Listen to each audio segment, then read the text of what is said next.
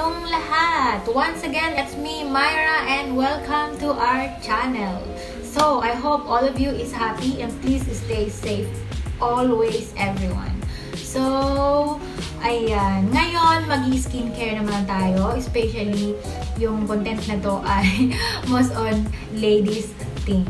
So, but okay lang. Naisipan ko lang na gusto kong i-share sa inyo. But anyway, hindi po ito sponsor ha. Naisipan ko lang talaga na madalian, na wala lang. Gusto ko lang talaga i-share. I spread good vibes, positivity to inspire, not to judge, and not to hate. Okay? Just be happy always. So, if you are interested, then please stay tuned and happy watching. 1, 2, 3.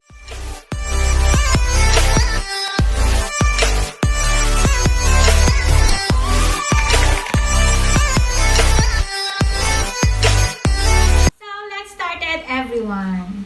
Hindi naman po ako masyadong obsessed sa mga skincare kasi since dati pa lagi ako nagbe-breakout at nakaka-encounter ng mga nangangati ang skin ko or basta nakaka-encounter ako ng mga hindi magandang reaction sa balat ko.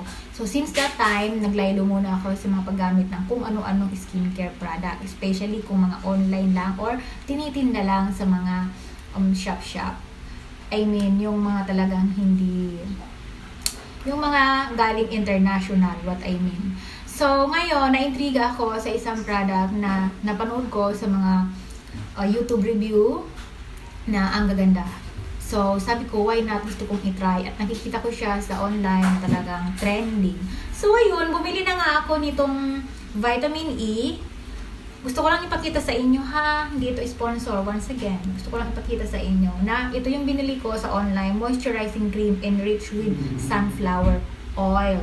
So, hindi ko po maintindihan kung ano ang nakasulat dito kasi Thailander siya. And ang naintindihan ko lang talaga ay yung manufactured date, tapos yung number 060620 at yung expiry date niya ay 0606-2023, which is napakatagal pa. 2020 pa lang ngayon. So, 3 years. Ay, tagal pa. Oo. Yan. 3 years pa. Tapos, simple lang ang packaging niya. Napaka-sealed. Ayan. Ayan. Pero maraming peke daw nito. So, take note, be aware. Kasi, kung titingnan mo po, ay napaka ganyan. Maganda siya, di ba? Yung fake po nito ay kamukhang-kamukha niya. Pero, may sign daw dito na mapapansin mo kung fake siya or original. Based na nabasa ko, based on color. Ito daw, na sobrang ganito ang kulay, original. Ha, kiniklaim ito na original. Tapos yung binilhan kong shop nito sa Shopee, ang daming mga review na original daw. So, hindi ko alam kung ano ang itsura personally ng peke nito. Basta, mag-base daw sa takip ang kulay ng peke, I like. So, yeah. Let's see. I don't know. Kaya mag-ingat po kayong lahat sa pagbili. But I think naman, legit naman ito kasi yung binilhan ko nito ay distributor talaga ng mga authentic Thailander na mga product and Korean. So, yun. O, diba? Ang ganda. I think some of you alam na to kasi trending nga to eh. Trending. Maganda daw ito. So, hindi ko pa ako nakakagamit na to, which is first time pa lang ngayon, bubuksan ko sa harap ninyo. So, everyone, ito po siya. Bubuksan na natin. Oh, 'di ba? Naka-wrap siya ng plastic.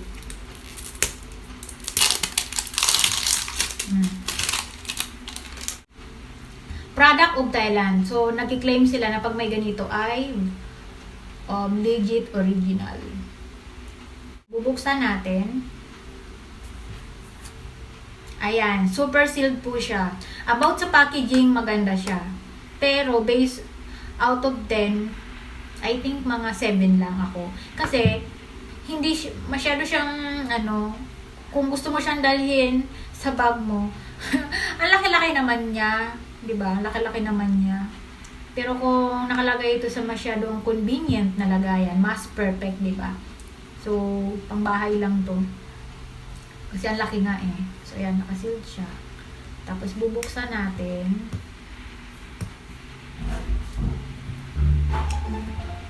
Tigas ha?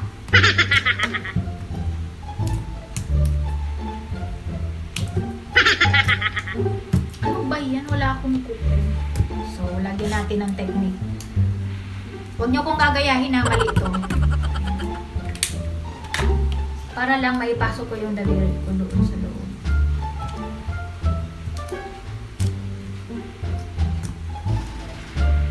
Wait! Ay nako, babalik nga ako. Kukuha mo na ako ng pambukas. So, ayan na. Hindi na siya buksan. Masyadong naka-sealed.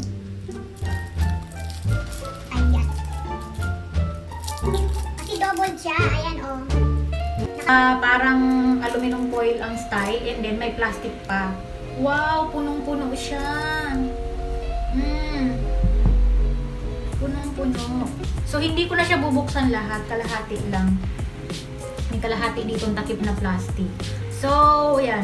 Pasensya na, messy yung pagbukas ko. Hindi maganda yung bukas ko. Dapat tatanggalin kasi ito eh. Gugupitin eh.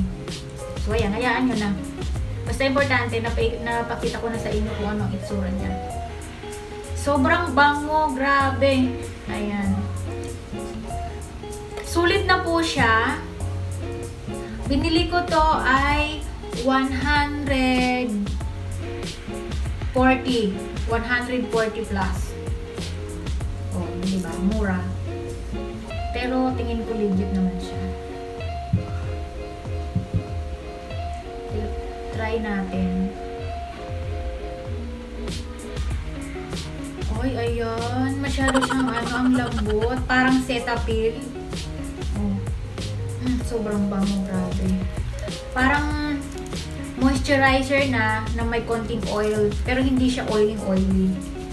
And then, mabilis siya ipahid. Medyo malagkit, pero okay lang. Normal yun, kasi para siyang, ano nga siya moisturizing lotion nga siya moisturizing cream. Oh. Yung lightening ko kasi dito sa bintana, nagre-reflect. Bango niya.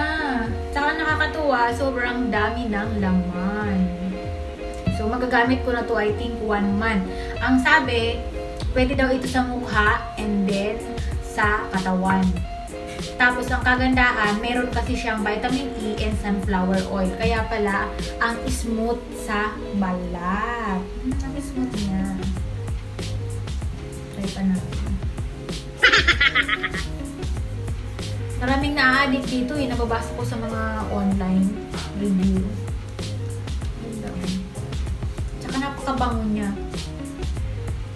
Maraming flavor nito ang lumalabas sa online. Pero ito yung pinaka-the best seller nila. So, ayan. Ganyan po siya. Disclaimer ha, I'm not an expert about this. I'm just sharing and showing this to all of you. Ayan. Takpan natin.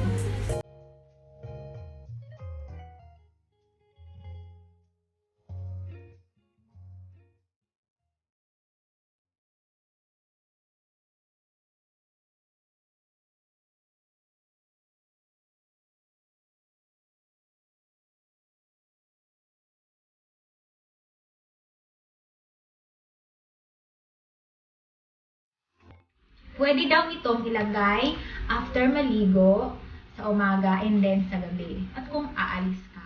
So, yun. So, that's it my vlog for today. Gusto ko lang i-share sa inyo and sana nagustuhan ninyo. Sa mga hindi pa nakakaalam, ito ay para sa inyo. So, kung gusto nyo i-try, it's up to you. Basta be careful lang, be aware sa mga fake na ito. Mas mabuti bago bumili ay mag-search muna ng magandang shop na bibilhan bago bumili para iwas sa mga peke na mga ganito. So yeah, I'm so excited na i-try ko ito mamaya pagkaligo ko and yes, I'm so excited. And I will update soon kung ano ang maging resulta, kung satisfied ba ako or what. But for now, out of 10 ay 7. Kasi unang-una sa packaging, medyo hindi ako happy kasi ang laki niya. Kumbaga, ako kasi mahilig akong magdala ng kung ano-anong mga abubot. So, pag ganito kalaki, mahirapan ako. Yung bag ko minsan maliit lang. Pero kung nakalagay siya sa tube, siguro mas madali at mas convenient dalhin. Tapos, syempre, hindi ko pa siya natatry. Kaya muna. And hindi pa ako sure kung super original ba ito. Kaya 7 muna. But, I'm so happy. That's the important. So yeah, that's it for now my vlog, and see you on my next vlog, everyone. Always remember, live the life to the fullest, love yourself, be yourself, and be happy always. Stay safe, everyone, and bye-bye. God bless us all.